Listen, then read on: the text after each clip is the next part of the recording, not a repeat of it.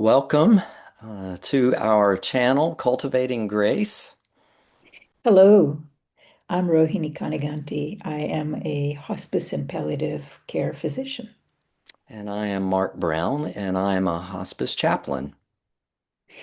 Um, you might see me. This is our first episode.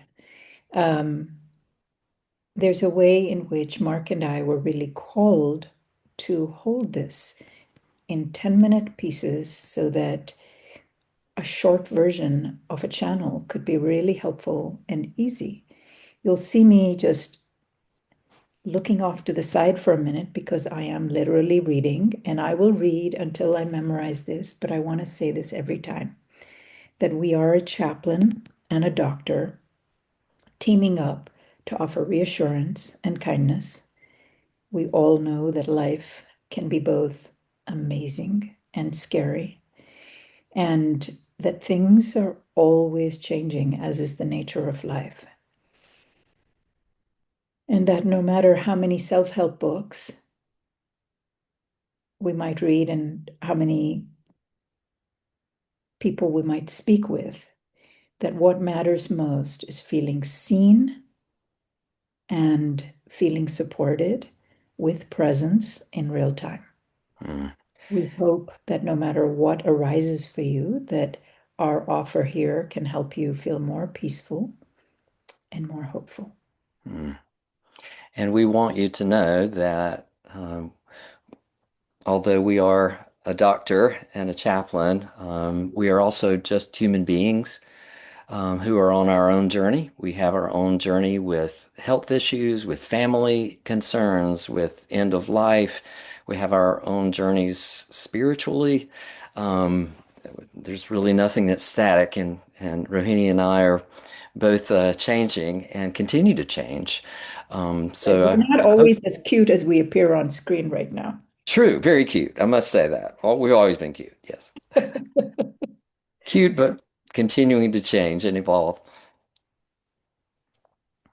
And we're hoping to offer together prayers and contemplations and really a non-religious offering, spirituality, presence, poetry, um, anything that arises to share, including all of the stories that we've encountered. And we're hoping that those stories can be really helpful to you. Mm, Because sometimes when we're in a tight spot, as I am in, not infrequently, when I'm in a moment of contraction, I just want to lean into something to remind me of what it means to feel loved and what it means to feel grounded.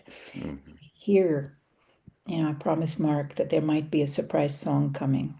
This is one of the songs that I actually learned in my chorus, Mark, in the Boulder Women's Resonance course, because I live in Boulder and Mark, you live in North Carolina. Um, May this be an opening. May I be an opening. May we be an opening for love. Yes. Beautiful. All right. All right. That's beautiful. You may notice that Rohini and I both have artwork over our shoulders, and this is a piece of art from one of my patients that I had several years ago. She was very reluctant to have a chaplain come and visit. So many folks may know that chaplaincy is offered for hospice patients and their families, but you're able to say no. And she said no for a while. But then she was like, okay, maybe I'll give this guy a try. She was not a traditional Bible belt religious person, and she thought that I would come and try to make her into that. But when she found out that I was there to listen and that we were more in tune than she thought we would be, she felt accepted and heard. And it just opened her up at the end of her life to be able to go, okay, I think even though I don't think the same way as my family does, or I don't think the way I was raised spiritually, that's okay because someone hears me and loves me. And out of her spiritual journey came this beautiful artwork. And this picture was hanging right outside of her bedroom. And I really did not intend this, but I complimented her on it. I said, "That is beautiful. That is just beautiful." And right before she passed away, she said, "I want you to have that painting." So it's right here with me all the time. Such an amazing painting, Mark, and you have very good taste, and she does too, apparently.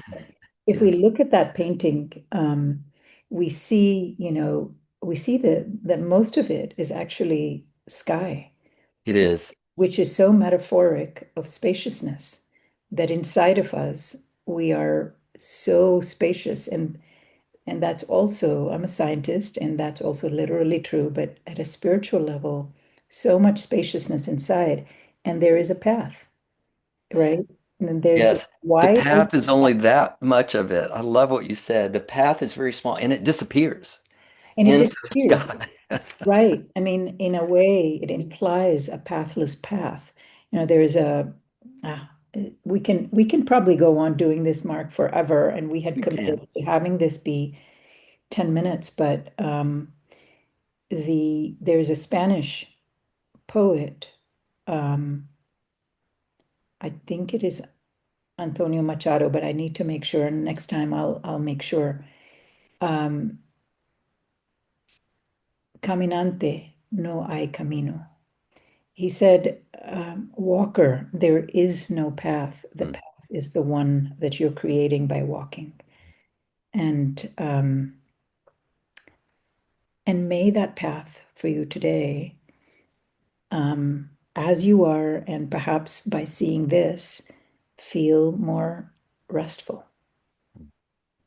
Yes. Amen. Thank you so much, and please keep joining us. Yes. Thank you.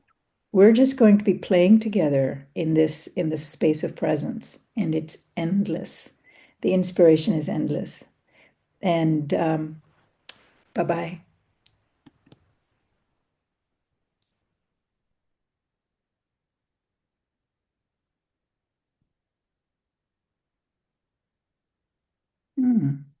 I don't know how to stop recording.